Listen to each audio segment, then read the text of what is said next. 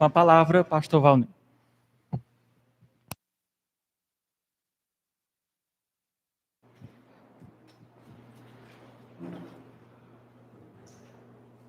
Obrigado. Boa noite. Bênção estarmos juntos mais uma vez para adorar e glorificar o nome do Senhor. Eu fiquei muito feliz chegando hoje na igreja. Aí tinham dois irmãos já conversando sobre a epístola de Paulo aos Romanos. Eu disse, olha que bênção, né? Já estão esquentando e se preparando para estudarmos a palavra do Senhor logo mais. Estamos nessa grande caminhada, estudando essa epístola fundamental para o nosso entendimento da vontade de Deus. E temos observado no capítulo 9, fazendo aqui uma breve revisão, que o Senhor escolheu vasos de ira e vasos de misericórdia. Aqueles que seriam salvos, os vasos de misericórdia, e aqueles que seriam condenados, os vasos de ira. Pregação muito difícil, Paulo escrevendo essa mensagem para aqueles irmãos da igreja de Roma. Mas é aí que nós temos que buscar o Senhor para obter esta sabedoria, de que às vezes vem uma mensagem difícil, e às vezes difícil de entender, essa questão da eleição, da predestinação, do Senhor ter destinado alguns para a salvação. Isso não é injustiça da parte de Deus, Deus é glorificado assim, e aqueles que não creem e serão condenados. Também é o querer de Deus, obviamente, justiça de Deus contra o pecado. Mas ao mesmo tempo que existe esta mensagem, nós observamos o apóstolo Paulo que escreve essas verdades, obviamente que vem de Deus, que é a doutrina, a pura doutrina, o ensino que vem do Senhor. Mas o apóstolo, isso aqui é muito interessante, ele não se tornou uma pessoa insensível. O ensino da palavra não nos torna insensíveis e distante das pessoas, é o contrário. Mesmo entendendo que Deus tem vasos de ira, vasos de misericórdia, eu tenho que amar e tenho que levar o evangelho para aqueles que estão perdidos nas trevas do pecado. Entende? As verdades de Deus tem o fato de que Deus é quem determina quem vai crer, já está tudo no plano de Deus. Mas também tem a verdade de que nós temos que levar o evangelho para aqueles que ainda não ouviram a mensagem do Senhor. E muitas vezes nós crentes temos uma vida tão abençoada, uma vida com tantas riquezas, tantas bênçãos, tantas coisas maravilhosas que o Senhor nos dá, e nós esquecemos daqueles que estão perdidos nas trevas do pecado. Durante a sua semana, ore a Deus para que o Senhor te dê uma pessoa para você falar da palavra de Deus para ela. Se for duas, melhor, mas ore a Deus para que você seja um instrumento para você falar um pouco do evangelho para aqueles que estão perdidos nas trevas do pecado. O apóstolo ensinava essas verdades maravilhosas que vinham de Deus, mas ele também sofria por conta dos seus irmãos de raça, judeus, que não criam no Senhor Jesus Cristo. Ele sofria, e o texto que nós vamos ler hoje, de Romanos, capítulo 10, já trata exatamente disso.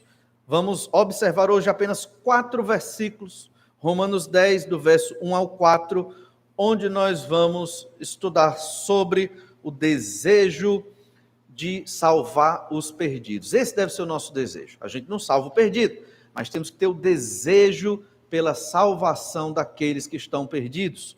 Olha o que diz Romanos 10, verso 1. Irmãos, a boa vontade do meu coração e a minha súplica a Deus a favor deles são para que sejam salvos. Porque lhes dou testemunho de que eles têm zelo por Deus, porém não com entendimento. Porquanto desconhecendo a justiça de Deus e procurando estabelecer a sua própria, não se sujeitaram a que vem de Deus, porque o fim da lei é Cristo, para a justiça de todo aquele que crê. A ideia de hoje, baseada nesses versículos, é que devemos desejar a salvação dos perdidos. Lembre-se, Deus é soberano, é Ele quem escolhe. Antes de existir todas as coisas, tudo já está determinado pelo Senhor, os que serão salvos, os que não serão salvos. porque não depende de quem quer nem de quem corre, mas de Deus exercer a sua graça e misericórdia. Mas ao mesmo tempo que o apóstolo ensinou tudo isso, ele também diz que o desejo dele é a salvação dos que estão perdidos. Então nós não podemos nos acomodar, porque Deus escolheu os que vão se salvar, e porque Deus já tem tudo planejado, a igreja será vitoriosa, Jesus vencerá no final, ele venceu na cruz. O dia D, toda guerra tem o dia D, né? Se você gosta de Segunda Guerra Mundial, tem lá o dia D. Eles venceram lá a batalha na Praia da Normandia, ali eles já venceram a guerra, os aliados já venceram a guerra, era só executar. Quando Jesus foi pregado na cruz, foi o dia D da história da humanidade, ali houve a vitória. Agora é só protocolo, as coisas vão acontecer na história humana e o plano de Deus vai se realizar. O Senhor Jesus Cristo vai voltar, vai implantar o governo de Deus na terra. Nós, crentes, seremos ressurretos e viveremos com Deus por toda a eternidade no novo céu e na nova terra. Então, isso é certo. Existe uma batalha espiritual, existe. Essa batalha é muito mais dentro de nós do que fora. O maligno tenta nos derrubar, é verdade, está na Bíblia, mas olha, ele não será vitorioso. E nós não precisamos temê-lo, porque ele também está debaixo do controle soberano de Deus. Precisamos somente confiar no Senhor e obedecê-lo. A vitória é certa, a vitória é garantida. Temos a salvação em Cristo Jesus, nós que cremos no Cordeiro de Deus que foi morto na cruz. Mas isso não é um motivo para nos acomodarmos. E às vezes é o que acontece. Às vezes, temos tudo, é Deus quem vai salvar, então eu posso ficar tranquilo. De modo nenhum. E é o que nós vamos observar aqui, o desejo de salvar os perdidos. Isso deve estar constantemente na nossa vida, todo dia, toda semana, porque estão perdidos. Eu não sei quem Deus escolheu, eu não sei quem Deus vai salvar, por isso eu tenho que testemunhar e falar deste evangelho. Nós queremos observar este texto com esta ideia de que devemos desejar a salvação dos perdidos, através de 3 motivos aqui que nós separamos nestes versículos. O primeiro motivo é que os perdidos, eles não sabem buscar a Deus com entendimento. Era assim que o apóstolo olhava para eles. Os judeus da época do apóstolo Paulo buscavam a Deus. E é interessante que a conversa foi: qual a vantagem do judeu? Toda. E ao mesmo tempo, nenhuma. O judeu tem toda a vantagem, o apóstolo falou, porque tem a lei, tem os profetas, Jesus é judeu, a igreja nasceu do meio do povo judeu, então tem todas as vantagens. Mas ao mesmo tempo, nenhuma vantagem. Em que sentido? Porque eles não chegaram ao conhecimento da justificação pela fé. Foi o que nós vimos no capítulo 9. Eles tinham tudo, o Antigo Testamento, que é a palavra de Deus para eles, que proclamava a salvação no Messias, no descendente, que é Jesus, mas eles não chegaram a este conhecimento da salvação, porque eles colocaram na cabeça, não todos, né, a maioria, muitos colocaram na sua própria cabeça que esta salvação era por obras de obediência à lei de Moisés. E não é. Sempre foi pela graça, mediante a fé no Messias no Antigo Testamento, o Senhor Jesus Cristo, obviamente, que é esse Messias que se revela no Novo Testamento. Então, mediante isso, Paulo poderia dizer: está vendo, povo judeu? Estão condenados, merecem isso mesmo, é isso aí. Mas não foi esse o pensamento do apóstolo. Não foi assim que ele reagiu. Pelo contrário, esses perdidos, eles não sabem buscar a Deus com entendimento. Muitos da humanidade buscam Deus, alguns o Deus cristão, o Deus da Bíblia, mas sem entendimento, acaba não sendo o Deus da Bíblia. Outros buscam qualquer divindade, o cosmos, uma divindade, divindades, imagens de personalidades, de pessoas, de seres. As culturas animistas buscam Deus numa pedra, numa árvore, nestas coisas da natureza, acreditando que Deus está ali. O ser humano busca Deus, mas ele não tem entendimento, ele não sabe como achar Deus e nem vai conseguir se a palavra do Senhor não chegar até ele. E aqui é interessante meditar na obra missionária. Quando chega um missionário num povo que não tem o evangelho, olha, está chegando o embaixador do reino de Deus ali.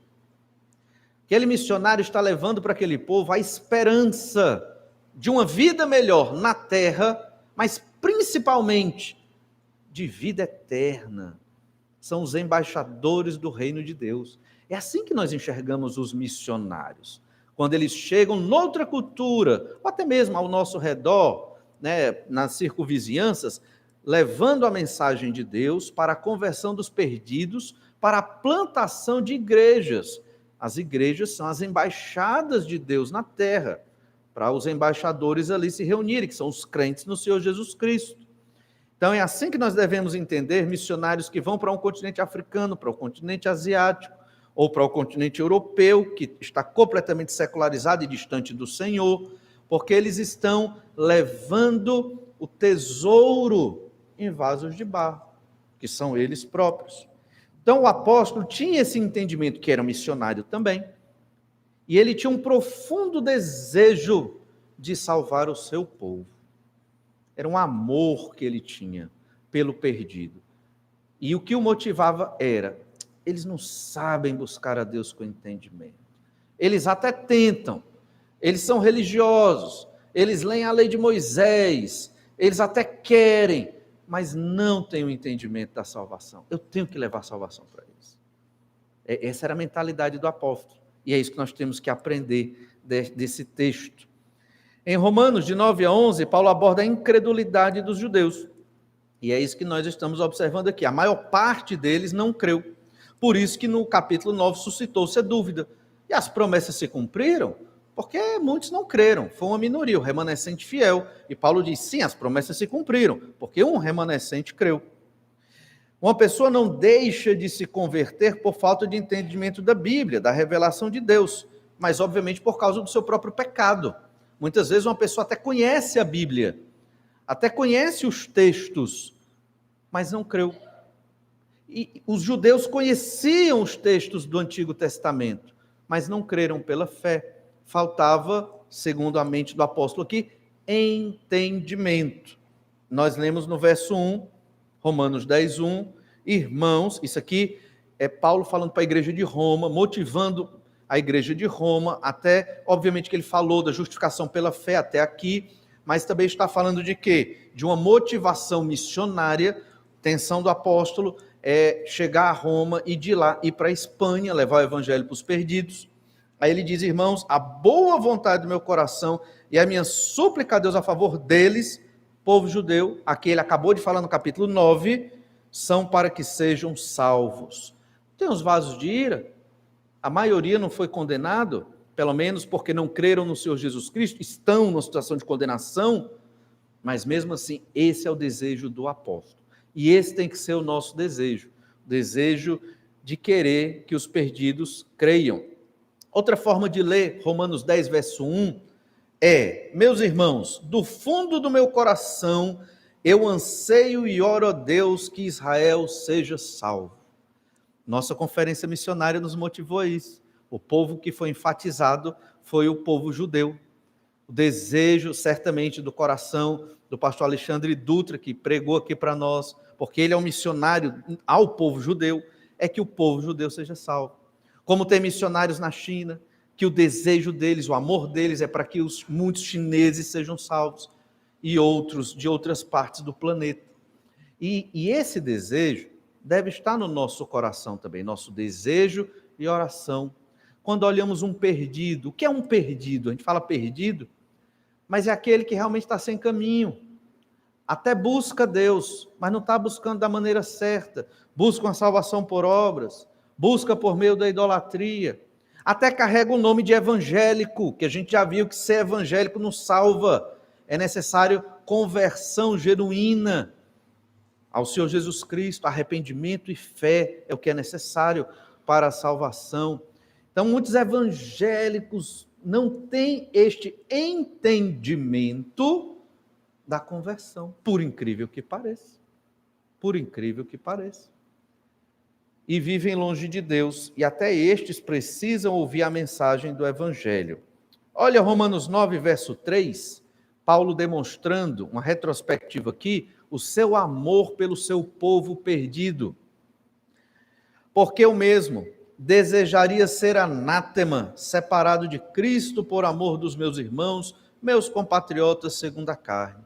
E aqui, imagino eu que é assim uma hipérbole, ele está exagerando, eu desejaria perder minha salvação para dar esta salvação para eles. Imagino que seja um grande exagero do apóstolo aqui, mas expressa o tamanho do amor do apóstolo pelo seu povo perdido. Não sei se isso aconteceu com você, acho que sim.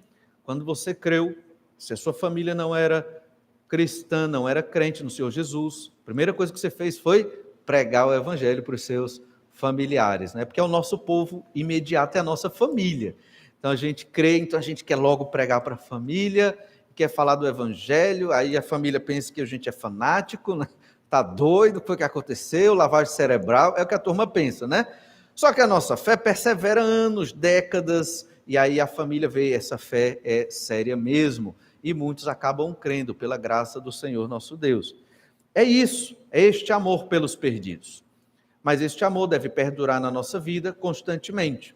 Nós que somos crentes, se não fazemos isso, temos que fazer.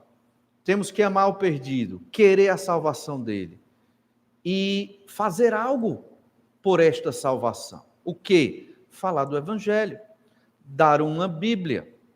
Né? O irmão falou essa semana para mim que deu uma Bíblia, deixou uma Bíblia lá no trabalho e já tinha uma pessoa lendo. Já leu 5 capítulos e estava melhorando, ia ler mais. E é assim que as pessoas creem no Senhor Jesus Cristo. Pequenos atos. Não precisa você ser aquele missionário evangelista que vai converter centenas de pessoas. Não.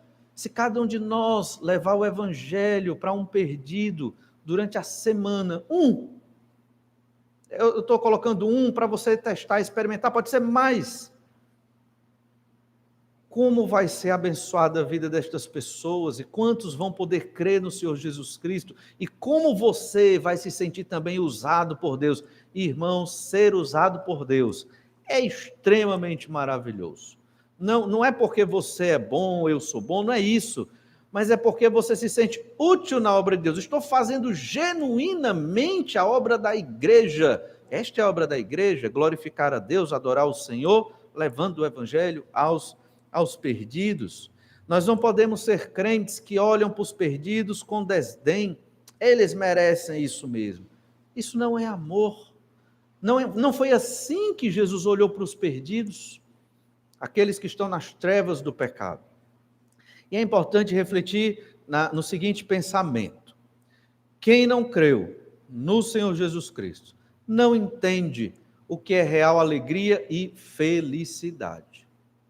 Sofrem constantemente, porque vivem um vazio, vivem nas trevas, não têm satisfação nem contentamento, não têm esperança de vida eterna, não têm objetivos de vida, estão buscando alguma coisa nesse mundo para se agarrar, para encontrar respostas, para encontrar um lampejo de felicidade, porque estão perdidos.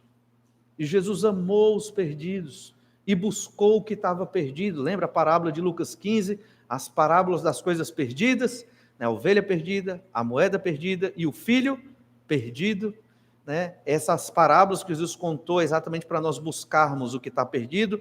O apóstolo Paulo entendeu muito bem e ele estava indo atrás. E do fundo do coração dele, o desejo era que os seus irmãos judeus crescem. Essa era a oração dele. Tem que ser nossa oração, tem que estar no nosso coração o amor pelas almas perdidas. No verso 2, Romanos 9, 2, ainda no 9, olha o que nós lemos, o apóstolo dizendo: tenho grande tristeza e incessante dor no coração. Já ficou triste por algum pecador perdido? Pensando assim, se a pessoa morrer hoje, ela vai para o inferno. Já ficou triste pela condição do perdido? Famílias destruídas pelo pecado, e esse pecado se expressa no alcoolismo, se expressa na prostituição, se expressa em vários pecados ali. As famílias sofrendo por causa dos seus próprios pecados, e nós temos o caminho da salvação. Quando Jesus falou para Pedro sobre a chave, né? Pedro, tu és pedra, e sobre esta rocha edificarei a minha igreja, a rocha certamente o próprio Cristo, e Jesus disse para ele que ia dar as chaves do reino dos céus para ele. Essas chaves não ficaram só com Pedro, certo? Nem só com os apóstolos. A chave do reino dos céus é o Evangelho. Todos nós temos a chave do reino de Deus. Nós temos o Evangelho, que é o poder de Deus, para abrir a porta do reino de Deus para os perdidos. Como é que nós abrimos essa porta? É pregando o Evangelho. Obviamente que Jesus é a porta, né? Então é Ele que vai colocar aqueles que vão ser salvos para dentro. Mas nós temos a chave, o Evangelho, e devemos testemunhar do Evangelho àqueles que estão perdidos. Paulo tinha grande tristeza, incessante dor no coração, e Paulo não tinha dúvida do zelo que os judeus tinham por Deus. Eles tinham um grande zelo, mas um zelo errado. Romanos 10, verso 2. Agora o capítulo 10, versículo 2. Porque lhes dou testemunho de que eles têm zelo por Deus. Quem já foi em Juazeiro do Norte e viu as romarias ali, ou viu, se eu não me engano, é o Círio de Nazaré no Pará, não é isso? Acho que esse é o nome. Enormes romarias, ou também em Aparecida, em São Paulo. Essas pessoas, elas têm zelo, elas buscam a Deus, é inegável, mas de modo completamente errado. E não são nossas inimigas, pelo contrário, nós devemos amá-las e levar o Evangelho para as pessoas que estão perdidas, que acham que estão buscando a Deus e estão muito longe do Senhor, porque buscam da maneira errada. Paulo sabia bem o que era ser zeloso por Deus. Paulo, antes da sua conversão, era zeloso por Deus. Talvez você, antes da sua conversão, também fora zeloso por Deus.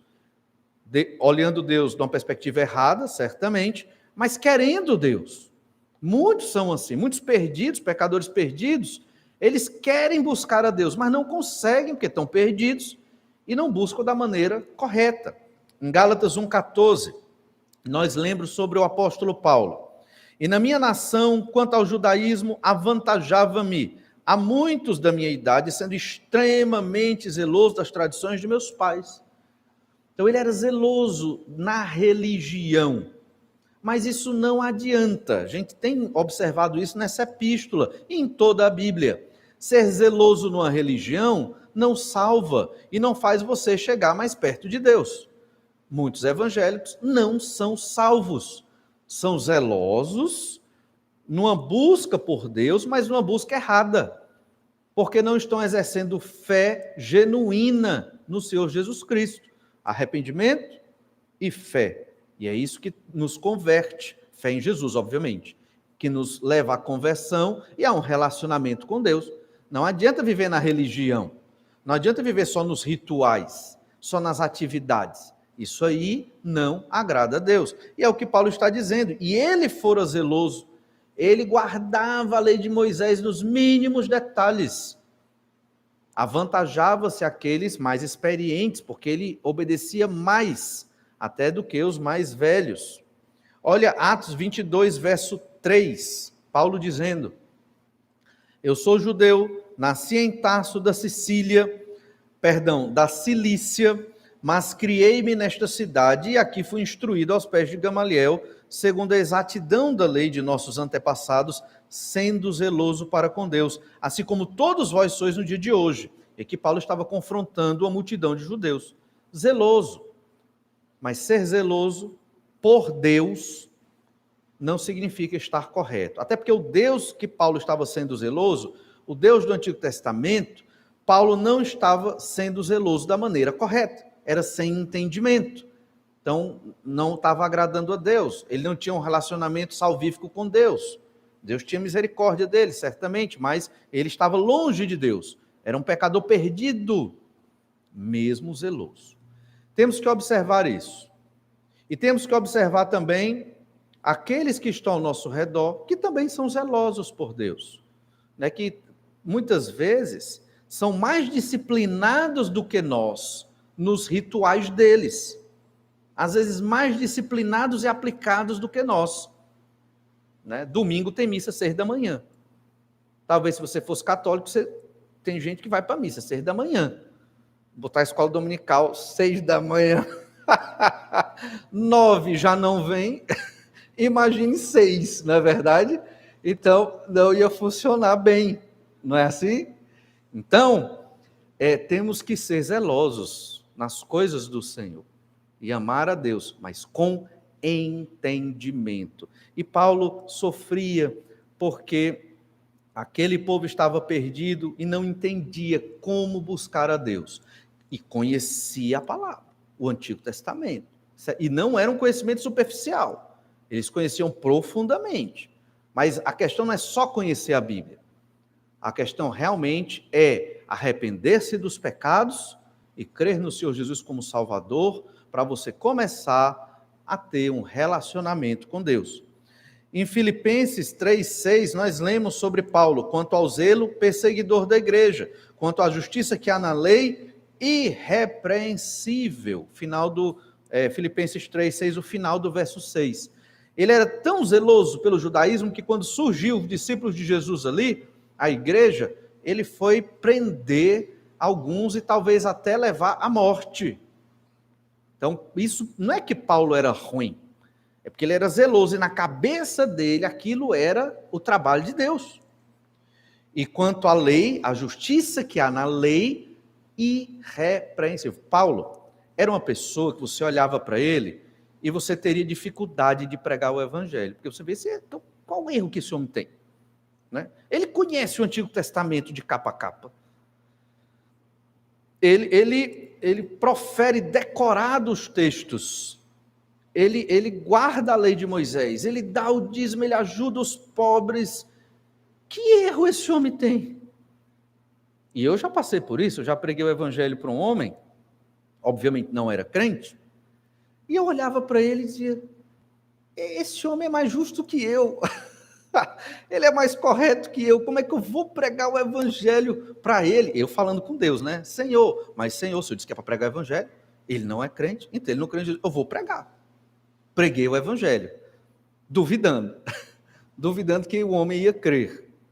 Não é que ele creu? Eu já contei isso aqui para os irmãos, porque muitas vezes nós confundimos, né, uma conversão genuína com uma prática ética correta. Às vezes a pessoa tem uma prática, uma vida extremamente correta. Tudo bem, isso é interessante, mas isso não significa que ele não seja profundamente pecador e esteja condenado ao inferno. E tem que se pregar o evangelho para esses que vivem eticamente corretos, na linha. É aquela pessoa que paga as suas contas, é aquela pessoa que ajuda os necessitados, é aquela pessoa que está sempre pronto para confortar alguém, é um bom pai, é um bom esposo. Você encontra estas coisas no meio dos perdidos. Mas isso não quer dizer que eles não necessitem do evangelho. Entende? E é o que Paulo está dizendo aqui. Paulo foi assim, irrepreensível na justiça da lei, na guarda da justiça da lei, mas pecador, precisava se arrepender e precisava crer no Senhor Jesus Cristo. Muitas vezes quando a gente vai pregar o evangelho, as pessoas elas pensam exatamente isso, que estão ouvindo a nossa pregação. Não, mas eu nunca matei, né? Nunca roubei, então o que é que você está querendo dizer? E aí nós temos que mostrar que não existe uma justiça própria que leva a pessoa a Deus. Você pode ter zelo por Deus, se é você pregando o evangelho para alguém. Você pode ter zelo por Deus. Eticamente, suas obras são elogiáveis, mas se você não se arrepender dos seus pecados e crer em Jesus como seu Salvador, não será salvo. Não há esperança, é só pela fé no Senhor Jesus Cristo que morreu na cruz pelos nossos pecados. E esse amor pelos perdidos, que não tem entendimento, deve estar na nossa mente e coração. Paulo, ele estava obcecado obcecado pelo seu zelo religioso antes da sua conversão. Você observa isso em Atos 26, 9. Na verdade, a mim me parecia que muitas coisas devia eu praticar contra o nome de Jesus o Nazareno. Então ele estava tão obcecado pelo seu zelo que ele tinha que atingir Jesus e tudo que estava envolvido com Jesus. Foi por isso que Jesus chegou para ele e o confrontou pessoalmente. Então voltamos para Romanos 10, verso 2. Romanos 10, verso 2. Porque lhes dou testemunho de que eles têm zelo por Deus, porém não com entendimento. Entendimento aqui se refere ao entendimento sobre Jesus, seu Salvador, sobre o arrependimento dos pecados e a fé no Senhor Jesus Cristo. Os perdidos não sabem buscar a Deus com entendimento. Podem até ter zelo por Deus, uma profunda religiosidade, eticamente até elogiáveis, mas isso não salva. Isso não conduz a Deus. E nós temos que olhar para os pecadores perdidos com este olhar de amor, de interesse, de oração, profundo desejo de falar da mensagem de salvação, da justificação pela fé para os perdidos. Esse é o primeiro momento do nosso texto. O segundo momento é que os perdidos, eles estabelecem a sua própria justiça. Quando nós vamos pregar o evangelho, temos que ter esse entendimento. Os perdidos, eles estabelecem a própria justiça deles, é o que Paulo diz no verso 3. Porquanto, Romanos 10, 3, porquanto desconhecendo a justiça de Deus e procurando estabelecer a sua própria, não se sujeitaram a que vem de Deus. Duas justiças, uma justiça que vem de Deus e uma justiça do homem. A justiça do homem é a salvação por obras. Sou religioso, não falto os cultos, leio a Bíblia, faço boas obras, dou dízimos e ofertas, salvo. Não. Nada disso que eu falei aqui vai levar uma pessoa à salvação. Por isso que um evangélico pode estar na igreja e não ser salvo. Porque ele tem que entender que tem que ter arrependimento de pecado e fé no Senhor Jesus Cristo para a salvação. E a segunda justiça aqui que o apóstolo fala no verso 3 é a justiça de Deus, que não é por obras, é pelo sacrifício de Cristo, é a graça de Deus. Você é salvo sem mérito algum, porque o mérito é de Cristo. A própria justiça do homem não vale nada para Deus. Isaías 64, verso 6. Mas todos nós somos como o imundo, e todas as nossas justiças como o trapo da imundícia. Todos nós murchamos como a folha, e as nossas iniquidades como um vento nos arrebatam. Somos como o imundo diante de Deus. E as nossas obras, que aqui é a nossa justiça, se refere às obras que nós fazemos achando que somos bons, são trapos de imundícia. O que são trapos de imundícia? Na época, era a bandagem que se colocava nas feridas. Imagine aí você caiu, ralou o joelho. Aí pega um pano e coloca ao redor do joelho. Aí sai aquela aguinha, o sangue, né? E depois de um tempo você vai ter que trocar aquilo ali. E aí arranca tudo, né? Que fica pregado ali e aquele pano não serve mais para nada. Você não vai lavar e usar aquele pano. Aquele pano vai jogar fora. Não é verdade? É o trapo da imundícia. São as obras de justiça dos homens. Ter um comportamento correto, ser um cidadão, não significa que você está agradando a Deus. Por quê? O que é que agrada a Deus? É quando nós fazemos obras para a glória de Deus. Só faz obras para a glória de Deus os salvos em Cristo. Então, quando você ajuda uma pessoa para a glória de Deus, isso é adoração. Quando você ajuda uma pessoa porque você está com peso na consciência, porque você quer mostrar para as pessoas que você é bonzinho, porque você quer aliviar um erro que você cometeu, aí você ajuda a pessoa para aliviar o erro que você cometeu, sentimento de culpa. Então, ajudar essa pessoa, trapo de imundícia. Essa obra foi um trapo de imundícia, porque não glorificou a Deus. Entende? Mas a mesma coisa quando eu leio minha Bíblia. Se é para a glória de Deus, foi adoração ao Senhor. Mas se eu leio minha Bíblia achando que se eu ler muita Bíblia eu vou ser salvo só lendo a Bíblia, sem crer em Jesus, por exemplo, até a leitura da Escritura, trapo de imundícia. É o caso dos judeus. Tinham um grande conhecimento do Antigo Testamento, mas eles não sabiam buscar Deus com entendimento. Então, só conhecer a Bíblia não é tudo. É um grande passo e é muito importante, mas é necessário arrependimento e é necessário fé. Senão, você será mais um religioso como muitos religiosos. Você será como o povo de Israel aqui, que não sabia como buscar a Deus e está buscando através das suas próprias obras de justiça. Os perdidos estabelecem a sua própria justiça e eles querem que Deus aceite. E Deus não aceita. Por quê? Porque não vale nada. Trapos de imundícia. É o que a gente lê em Isaías 66, verso 6. O mundo não quer se sujeitar a Deus.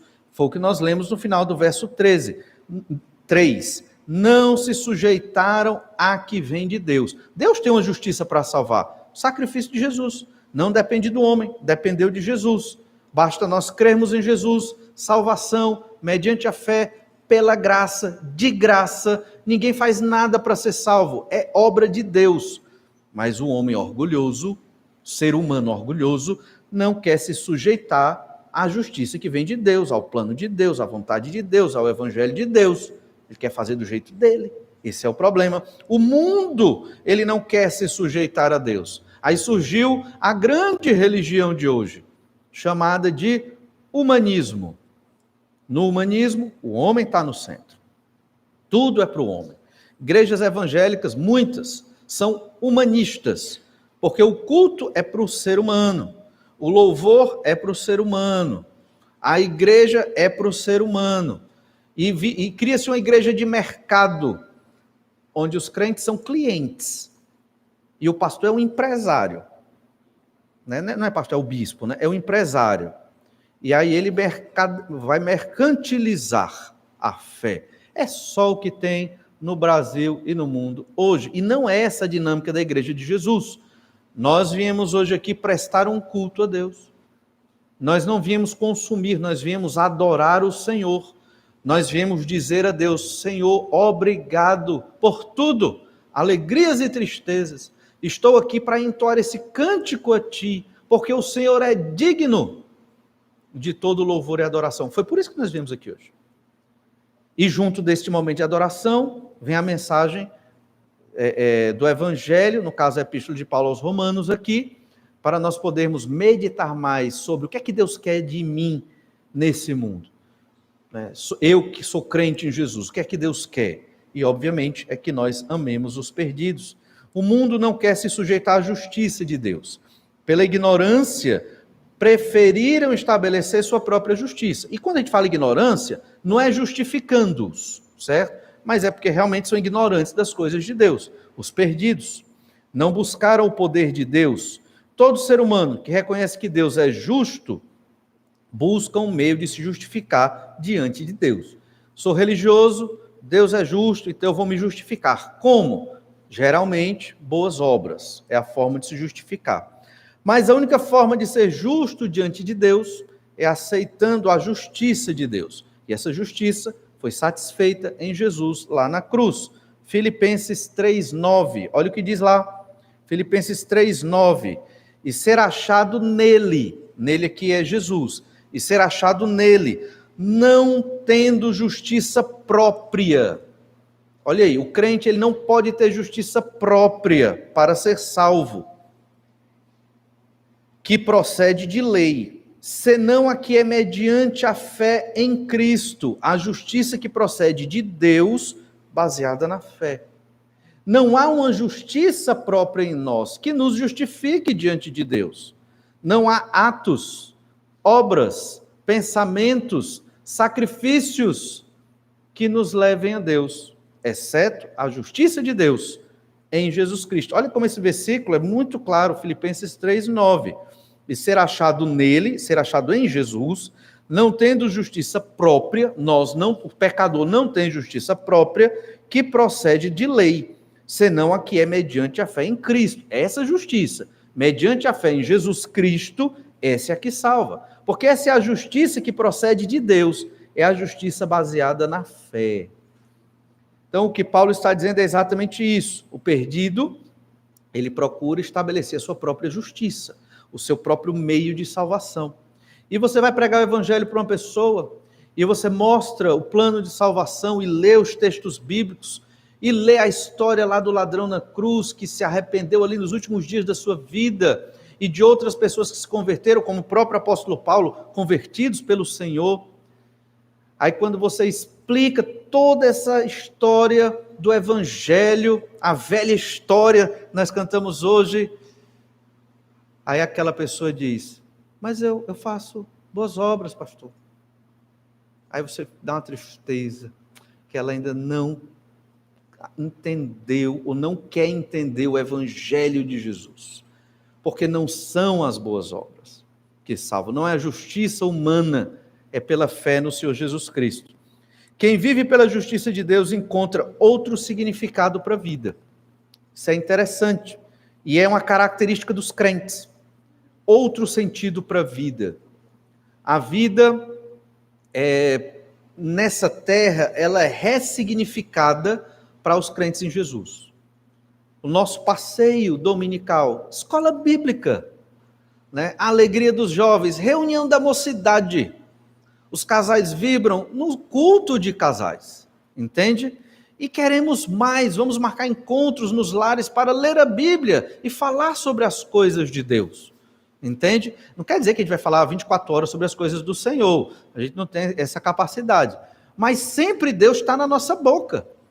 Os crentes vivem assim, respiram isso, porque é da nova natureza querer saber de Deus, compartilhar, tirar uma dúvida, trocar uma ideia e compartilhar dos sofrimentos e das tristezas, mas visando a glória de Deus. Nós lemos há pouco Filipenses 3:9. Olha o que é que veio antes, os 2 versículos anteriores, Filipenses 3:7. Paulo diz, mas o que para mim era lucro, isto considerei perda por causa de Cristo.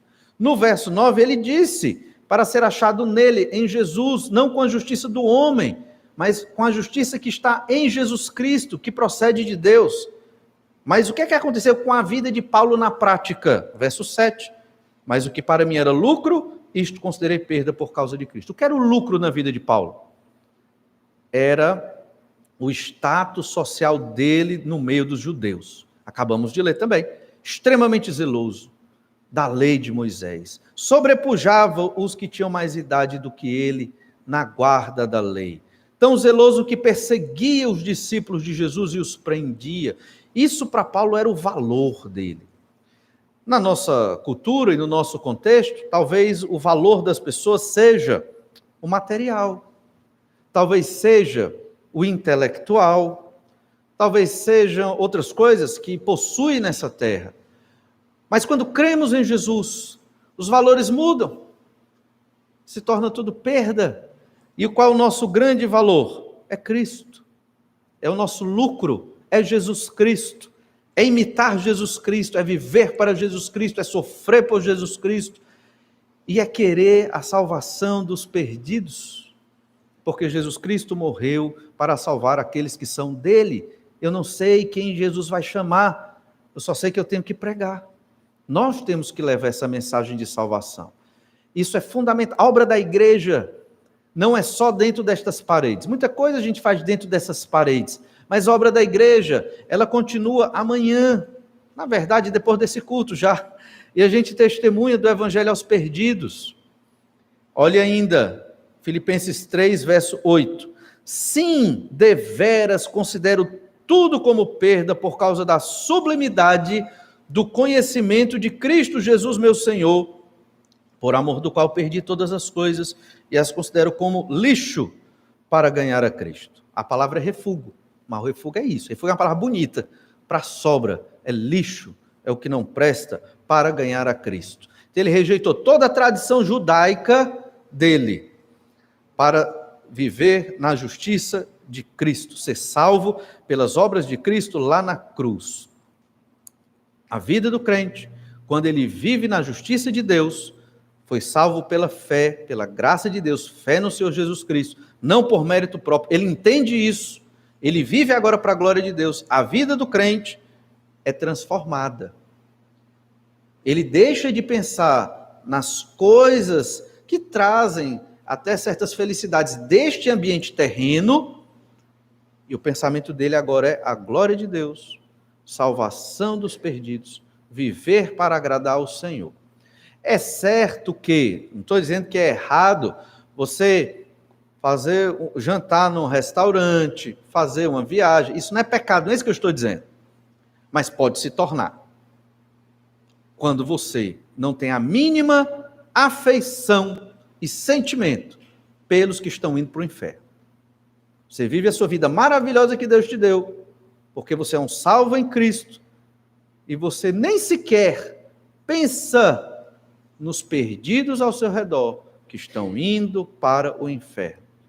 Mas pastor, é Deus que vai salvar, ele já escolheu quem vai crer. Paulo acabou de falar isso no capítulo 9, olha o que ele está falando no capítulo 10, o amor dele pelos perdidos. Então as duas coisas são verdade de Deus, e nós temos que viver com essas duas verdades na nossa vida. Os perdidos, eles estabelecem a sua própria justiça. Eles não têm entendimento para buscar a Deus, estabelecem uma justiça que não é a de Deus, é a justiça própria. O que é que a gente quer dizer com justiça? Meio de salvação. E eles acham que salvação é viver por obras, e acham que nessa obra religiosa deles, eles serão salvos. Muitos evangélicos acabam vivendo isso e não crendo em Jesus para a salvação. Por incrível que pareça, mas essa é uma realidade no nosso país. E por fim, os perdidos são perdidos porque eles não confiam em Cristo. Romanos 10, verso 4. Porque o fim da lei é Cristo para a justiça de todo aquele que crê. Jesus aboliu a lei como meio de salvação, e esse versículo deixa isso muito claro. O fim da lei é Cristo em que sentido? No sentido de que a lei nunca foi um meio para chegar à salvação. E Jesus, quando veio e morreu numa cruz, ele estabeleceu o meio do ser humano ser salvo, crendo nele como único e suficiente Salvador, arrependido dos seus pecados. Então, a lei que mostrava sua condenação teve um fim na fé em Jesus, porque a lei, falando da lei de Moisés, ela tinha um propósito claro aqui, Paulo já falou isso nessa epístola, que era o propósito de ressaltar o pecado do homem. A lei nunca serviu para salvar, mas para mostrar, você é pecador, você nunca vai conseguir cumprir todos os requisitos da lei durante todo o tempo da sua existência aqui na terra. Você vai quebrar pelo menos um preceito da lei. Claro que a gente quebra muitos outros. E quebrando um, é como se quebrasse todos. Desobedeceu a Deus. Pronto, condenação. A lei serve para isso. A lei no coração do homem, para quem não era judeu, porque há um entendimento ético do certo e do errado, resquício da imagem de Deus no homem, até para aquele que não era judeu, o gentil. Aquilo também o condenava, mostrava, estou errado, isso que eu estou fazendo não está certo. Mas a pessoa não conseguia chegar a Deus, obviamente, porque Deus que a resgataria primeiro. O fim da lei que condena é Cristo, porque só por meio dele é que há salvação, para a justiça de todo aquele que crê. Crendo no Senhor Jesus Cristo, participamos da justiça de Deus. Que justiça é essa? É uma justiça que o homem não gosta. O justo foi condenado pelo injusto. Essa é a justiça de Deus. É o amor de Deus. Quem não cometeu nenhum erro, nenhuma desobediência, nada de errado, foi quem pagou. E pagou caro. E sofreu na cruz. E ganhou o quê? Nada. Porque Jesus é Deus. Não tem nada que Jesus ganhe que mude a sua condição de felicidade. Não tem nada que Jesus ganhe que melhore a vida de Jesus. A gente trabalha, ganha um recurso para poder melhorar a vida, né, da família e tudo. Jesus, ao morrer na cruz, não ganhou nada que mudasse a sua vida. Ele sempre foi Deus. É puro amor, genuíno amor. E é tanto amor que o pecador perdido não entende, ele não aceita. Ele, não pode. Não, de graça. Eu não faço nada. E é só eu pedir em oração para Jesus me salvar e eu vou para o céu? Não. Isso aí é história, estão querendo pegar meu dinheiro, né? Geralmente a turma pensa logo nisso. estão querendo me enganar. Mas não, esse é o evangelho da graça, pela graça. E é tanto amor que só vai crer aqueles vasos de misericórdia que Deus vai agir na vida deles, mas nós temos que continuar pregando. Jesus Cristo pôs fim à lei no sentido de ser um instrumento de condenação. Não mais a lei tem esse poder sobre nós. E então lemos lá em Romanos capítulo 7, verso 4, que já estudamos outrora, mas vamos revisitar. Nesse texto, Paulo escreve aqui que nós morremos para a lei e fomos libertos dela. Romanos 7, 4. Assim, meus irmãos, também vós morrestes relativamente à lei por meio do corpo de Cristo, para pertencerdes a outro, a saber, aquele que ressuscitou dentre os mortos, a fim de que frutifiquemos para Deus. Nós morremos para a lei que condena no corpo de Cristo. Como assim no corpo de Cristo? Quando Cristo morreu na cruz, todos aqueles que creram em Jesus também tiveram os seus pecados crucificados ali.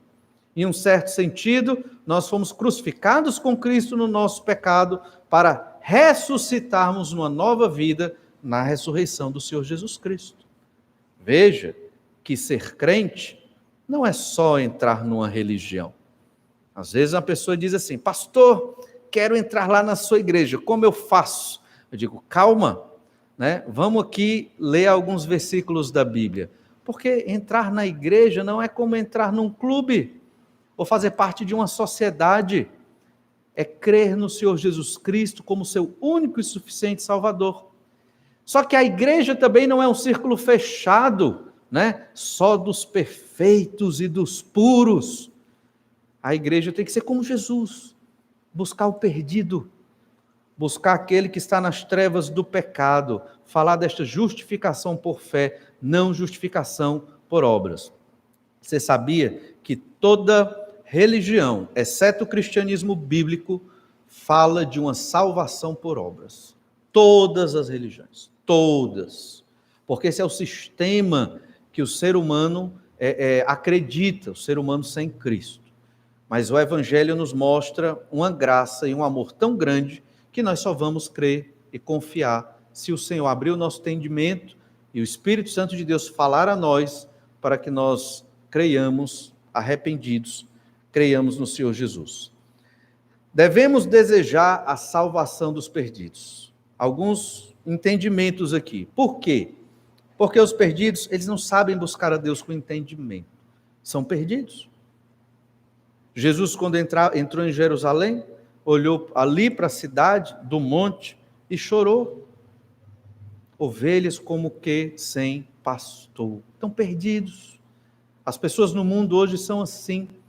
Estão buscando Deus, de alguma forma e de algum jeito, mas sem nenhum tipo de entendimento. E nós, irmãos, somos a luz. Não é verdade? Somos o sal. Somos os discípulos do Senhor Jesus Cristo, não porque somos bons, somos pecadores, mas o Senhor quis assim e nos abençoou. Para quê? Para glorificarmos a Deus, amando os que estão perdidos. Os perdidos estabelecem a sua própria justiça por obras e não confiam na salvação de Cristo. Eles não confiam que o Senhor Jesus conquistou tamanha salvação para nós. Vamos orar a Deus para que tenhamos esse tipo de amor por aqueles que estão indo para a perdição.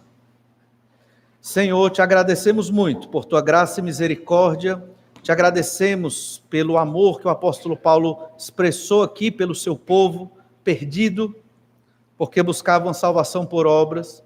Te agradecemos, Senhor Deus, porque o Senhor nos livrou das trevas do nosso próprio pecado, da condenação por conta do sacrifício do Senhor Jesus Cristo, e nos deu uma vida maravilhosa hoje. E o quanto somos abençoados, nem percebemos o quanto somos abençoados. Por isso, ó Pai, nos desperta ter esse amor por aqueles que estão indo para o inferno, por aqueles que estão na perdição, por aqueles que não têm entendimento, não confiam em Jesus, vivem na sua própria justiça. Pai amado, dai-nos amor para podermos amar estes perdidos. É o que eu te oro e peço em nome do Senhor Jesus. Amém. Vamos ter um momento de oração silenciosa agora. Você pode conversar com o Senhor, nosso Deus, e meditar um pouquinho mais sobre aquilo que nós falamos hoje. Deus te abençoe, Deus te dê uma boa semana e até breve.